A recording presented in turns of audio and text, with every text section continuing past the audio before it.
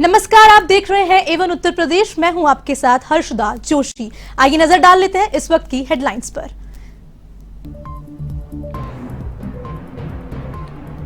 दिल्ली के विज्ञान भवन में मुख्यमंत्री और मुख्य न्यायाधीशों का सम्मेलन। प्रधानमंत्री नरेंद्र मोदी ने किया सम्मेलन का उद्घाटन। सीएम योगी आदित्यनाथ समेत कई मुख्यमंत्री हुए शामिल, तो सीएम योगी ने अमित शाह से भी की मुलाकात।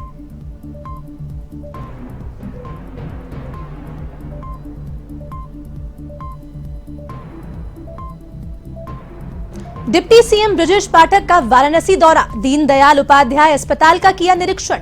अस्पताल में व्यापक गंदगी पर जताई नाराजगी।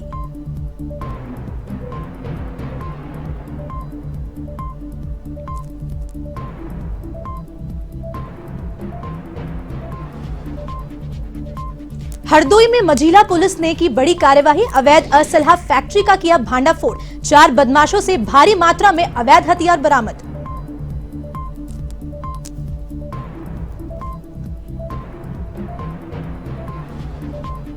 शाहजहांपुर में पुलिस का बड़ी कार्यवाही। 2 करोड़ 5 लाख की चरस के साथ एक आरोपी गिरफ्तार। नेपाल से जुड़े हैं तस्करों के तार।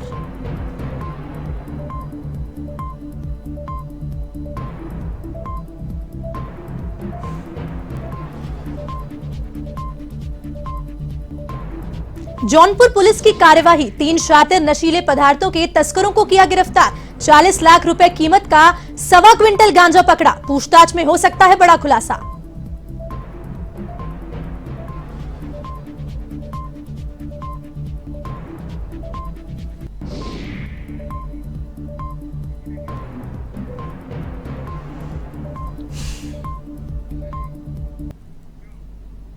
दिल्ली के विज्ञान भवन में मुख्यमंत्रियों और मुख्य न्यायाधीशों के सम्मेलन का आयोजन हुआ। प्रधानमंत्री नरेंद्र मोदी ने सम्मेलन का उद्घाटन भी किया। वहीं मुख्य न्यायाधीश एनवी रमन्ना ने कार्यक्रम की अध्यक्षता की। इस दौरान यूपी के मुखिया सीएम योगी आदित्यनाथ भी सम्मेलन में शामिल हुए। वहीं इससे पहले सीएम योगी आदित्यनाथ ने गृह मंत्री अमित शाह से भी मुलाकात की। इस मुलाकात के दौरान दोनों नेताओं के बीच पार्टी और सरकार के बीच कई मुद्दों पर चर्चा हुई।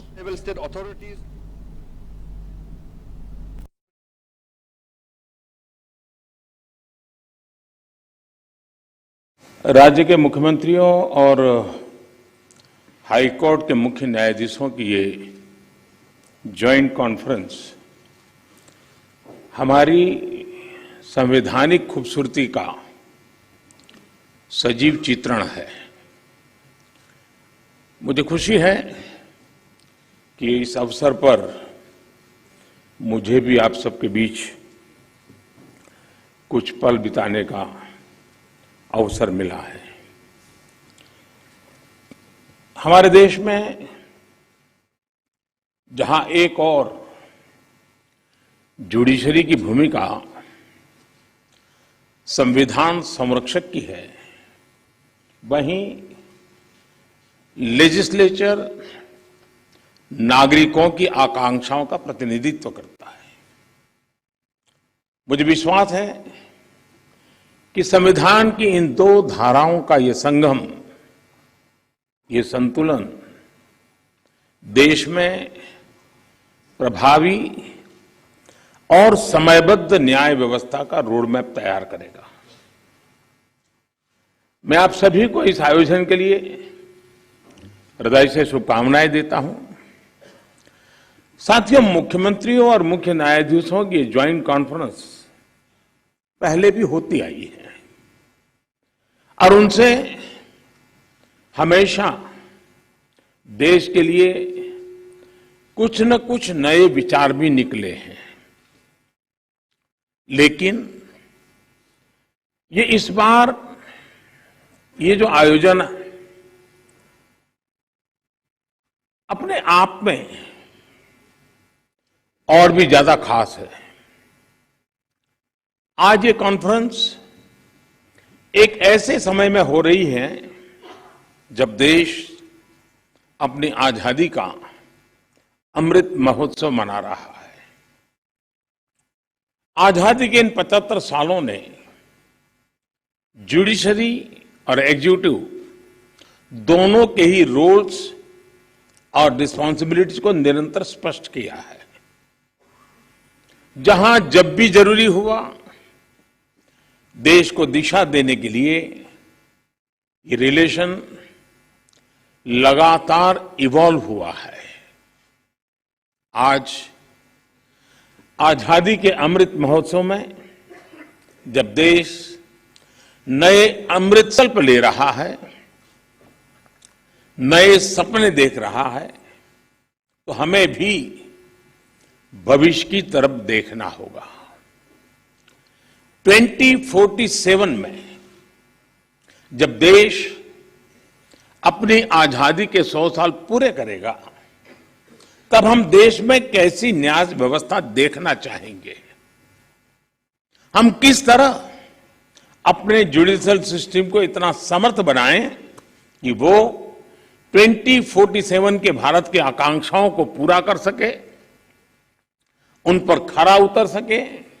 ये प्रश्न आज हमारी प्राथमिकता होना चाहिए। अमृत काल में हमारा विजन एक ऐसी न्याय व्यवस्था का होना चाहिए जिसमें न्याय सुलभ हो, न्याय त्वरित हो और न्याय सबके लिए हो। साथियों, देश में न्याय की देरी को कम करने के लिए सरकार अपने स्तर से हर संभव प्रयास कर रही है। हम जुडिशियल स्ट्रेंथ को बढ़ाने के लिए प्रयास कर रहे हैं। जुडिशियल इंफ्रास्ट्रक्चर को बेहतर करने की कोशिश चल रही है। केस मैनेजमेंट के लिए आईसीटी के इस्तेमाल की शुरुआत भी की गई है। सबऑर्डिनेट कोर्ट्स और डिस्ट्रिक्ट कोर्ट से लेकर हाई कोर्ट तक वैकेंसीज को भरने के लिए भी प्रयास हो रहे हैं। यूपी के डिप्टी सीएम और वाराणसी मंडल के प्रभारी मंत्री ब्रजेश पाठक ने वाराणसी में पंडित दीनदयाल उपाध्याय राजकीय अस्पताल का औचक निरीक्षण किया। इस दौरान डिप्टी सीएम पाठक ने अस्पताल में व्यापक गंदगी को लेकर मुख्य चिकित्सा अधिकारी को जमकर फटकार लगाई। साथ ही चिकित्सकों और पैरामेडिकल स्टाफ की गैरहाजिरी पर स्पष्टीकरण मांगा। इसके अलावा मशीनों के रखरखाव से लेकर कर्मचारियों की उपस्थिति समेत कई गड़बड़ियां उप मुख्यमंत्री को देखने को मिली, जिस पर उन्होंने लापरवाही बरतने वालों के खिलाफ कार्रवाई की चेतावनी भी दी। और एक कार्यालय का अधीक्षक होता है, टेक्नीशियन से करेगा जब चाबी उसके पास नहीं है। हाँ भाई, नहीं लिखते हैं तब उतना नहीं लिखते। सही बताइए ना, यहाँ की दवा 1 महीने में आपको। यूपी के वाराणसी में उद्यमी सम्मेलन का आयोजन किया गया। इसमें मंत्री दयाशंकर मिश्र दयालु ने शिरकत भी की। आईएए की ओर से आयोजित इस कार्यक्रम में पूर्वांचल समेत देश के उद्यमी शामिल हुए। इस दौरान मंत्री दयालु ने कहा कि पूर्वांचल का केंद्र काशी है, पूर्वांचल की आत्मा काशी में बसती है। यहाँ से संदेश जाएगा, उद्यमी के परेशानियों को दूर किया जाएगा। वर्तमान में उद्योगों का इंफ्रास्ट्रक्चर बनारस में है, सभी एक्सप्रेस काशी से होकर गुजर रहे हैं। आपको बता दें कि उद्यमी सम्मेलन का आयोजन पूर्वांचल में औद्योगिक विकास को गति देने के लिए किया गया।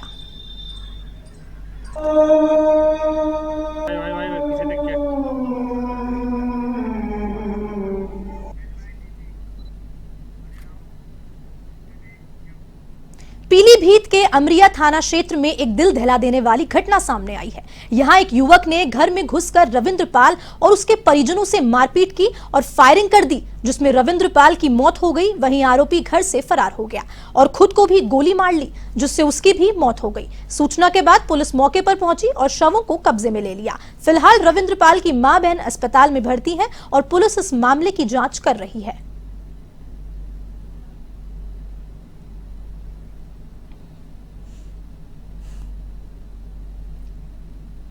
एक रविंद्रपाल गंगवार नाम के 28 साल के आदमी को, रिंकू गंगवार नाम के 19 साल की लड़का जो है 12 बोर के तमंचे से गोली मारकर हत्या की।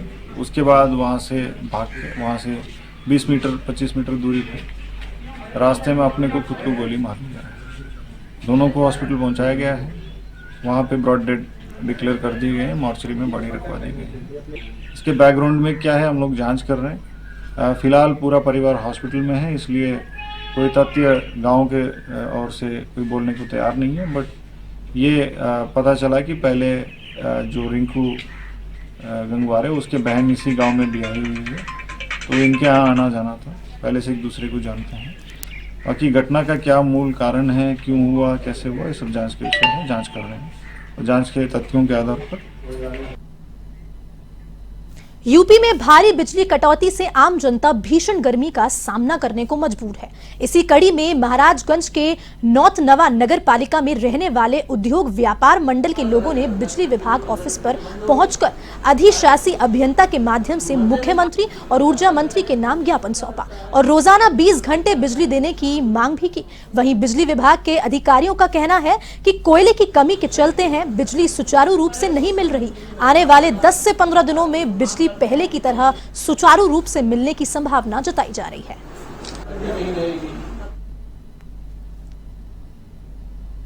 यूपी में भीषण गर्मी को देखते हुए जबरदस्त बिजली कटौती हो रही है, जिसके बाद से पूरे प्रदेश में जो आम जनमानस उनका विद्रोह लगातार सरकार के खिलाफ दिख रहा है। ऐसे में नौतनवा उद्योग व्यापार मंडल के लोगों ने भीषण बिजली कटौती को लेकर नौतनवा के बिजली विभाग ऑफिस में आके मुख्यमंत्री और ऊर्जा मंत्री को एक ज्ञापन दिया है। आइए जानते हैं क्या पूरा मामला था और बिजली कटौती को लेकर किस तरह से लोगों को परेशानी हो रही है। सर, जिस तरह से बिजली कटौती हो रही है, किस तरह की दिक्कतें और कितने घंटे की बिजली अभी मिल रही है?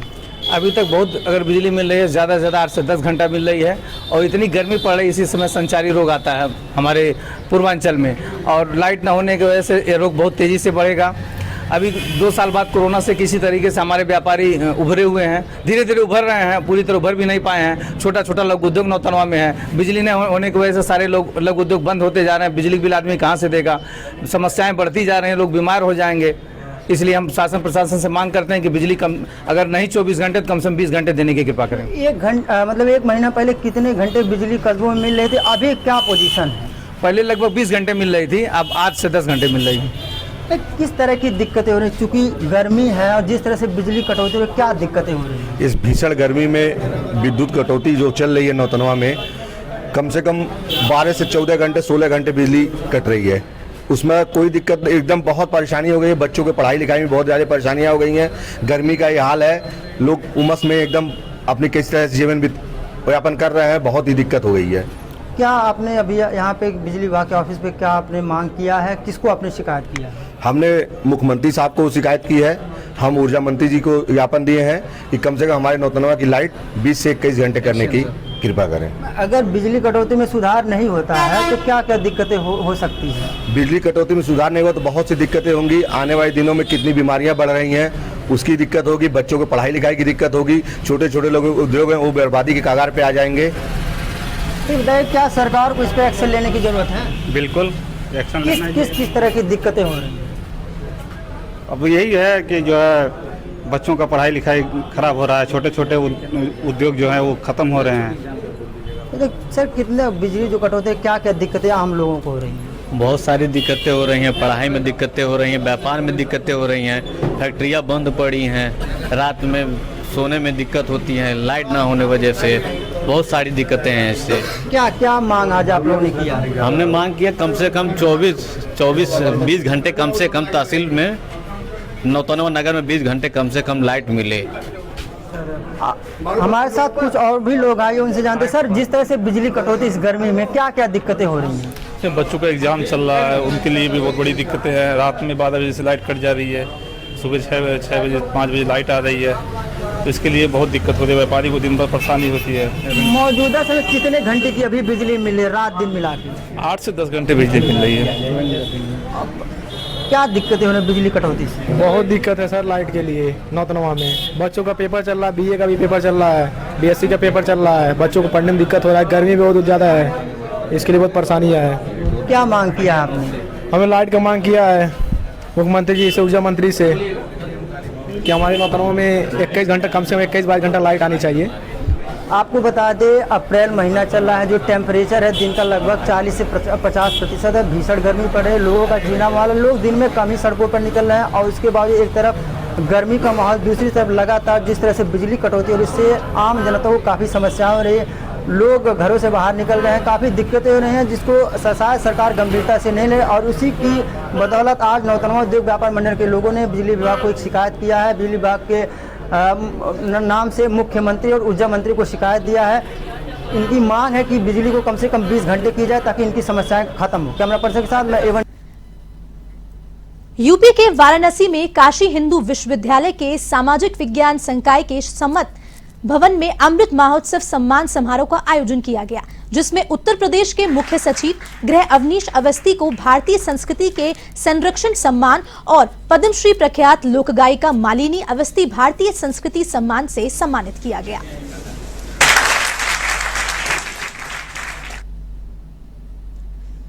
हम तो काशी हिंदू विश्वविद्यालय के खुद ही अंग हैं, तो अपने परिवार में तो सम्मान लेना एक अलग बात है, क्योंकि मैं तो मानती हूँ कि अपना ही परिवार है, तो परिवार में तो सम्मान हम लोग देते हैं, लेकिन ये एक ऐसा सम्मान है, एक ऐसी महान व्यक्तित्व के स्मृति में है, उनके नाम से है, जिनके जीवन का पल पल अंत्योदय के लिए, भारतीय संस्कृति के लिए, देश के लिए, सामाजिक जीवन के लिए, भारत के गांव के लिए समर्पित रहा। यूपी के शाहजहांपुर में बड़ा थाना पुलिस ने नेपाल से तस्करी कर लाई जा रही लगभग 2 करोड़ 5 लाख की चरस की खेप बरामद की है। साथ ही पुलिस ने एक तस्कर को भी गिरफ्तार किया है। पुलिस अधीक्षक के मुताबिक नेपाल से तस्करी कर लाई गई चरस की सप्लाई जनपद में होने की सूचना मिली थी, जिसके बाद पुलिस ने उदरा तिराही के पास एक व्यक्ति को धर दबोचा। साथ ही तस्कर से 1 किलो 25 ग्राम चरस बरामद की गई, जिसकी अंतर्राष्ट्रीय बाजार में कीमत 2 करोड़ 5 लाख रुपए आंकी गई है। फिलहाल पुलिस आरोपी से पूछताछ में जुट चुकी है।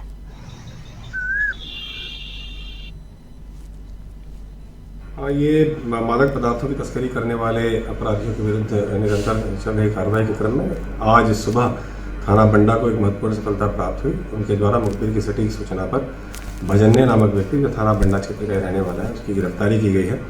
उसके कब्जे से कुल मिलाकर 1 किलोग्राम और 25 ग्राम चरस बरामद हुई है, जो नेपाल से यहाँ लाई जानी बताई गई है। इससे गहन पूछताछ की गई है और उसके आधार पर इसके अपवर्ड और बैकवर्ड लिंक, फॉरवर्ड और बैकवर्ड लिंकेजेस के बारे में कार्रवाई चल रही है। अभियुक्त भजन्य के विरुद्ध सुसंगत धाराओं के अंतर्गत थाना बंडा पर अभियोग पंजीकृत कर अग्रिम वैधानिक कार्रवाई की जा रही है।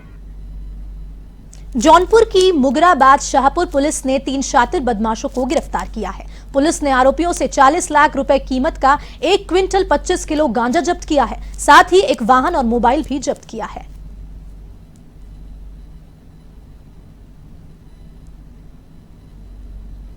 ये जनपद जौनपुर में मुगराबाद शाहपुर की पुलिस टीम और वहाँ के थाना प्रभारी ने एक बड़ी सफलता प्राप्त की है। इसमें उड़ीसा से बड़े मात्रा में यहाँ गांजा लाया जा रहा था। इसमें करीब 1.25 कुंटल गांजा बरामद किया गया है। एक स्कॉर्पियो भी बरामद हुई है। 40 लाख के आसपास की चीज़ें इन्होंने पकड़ी हैं और इसमें 3 अभियुक्त गिरफ्तार किए गए हैं, जिसमें से एक व्यक्ति प्रयागराज का है और 2 व्यक्ति इस जनपद के रहने वाले हैं। कुछ अन्य लोग भी हैं जो इसमें शामिल थे, वांछित किए गए हैं और पुलिस टीम को इसमें 25,000 रुपये का रिवार्ड दिया जा रहा है इस पूरी कार्रवाई के लिए। भड़तना इलाके में डीएसपी रेलवे ट्रैक पर कोयले से भरी मालगाड़ी पलट गई। दरअसल मालगाड़ी कानपुर से दिल्ली की ओर जा रही थी। इस दौरान ट्रेन के दर्जनों डिब्बे पटरी से उतर गए। घटना की सूचना मिलने पर जिला प्रशासन और रेलवे प्रशासन मौके पर पहुंचा और घटनास्थल का मौका मुआयना लिया। हानि नहीं है किसी व्यक्ति को, किसी को चोट लगी हो। बाकी टीम सारी मूवमेंट में है रेलवेज की, इनके ऑफिसर्स भी रास्ते में हैं, वो बस पहुंच रहे हैं, तो उसमें आगे कार्रवाई की जाएगी। मैडम, लगातार ये साल भर में इस चौथी घटना है, ऐसा क्या वजह है जो बार बार ऐसी घटनाएं होती है? रेलवे असेस करेंगे। अभी कुछ दिन पहले, कुछ महीने पहले एक घटना हुई थी, उसको उससे लिंक करते हुए ये हमको अवगत कराएंगे कि क्या विषय है।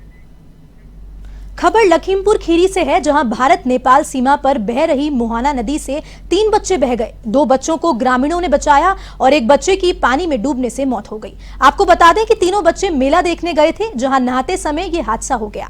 बच्चे की मौत की खबर सुन परिवार में कोहराम मच गया। तीनों बच्चे तिकुनिया कोतवाली क्षेत्र के कड़िया गांव के रहने वाले हैं।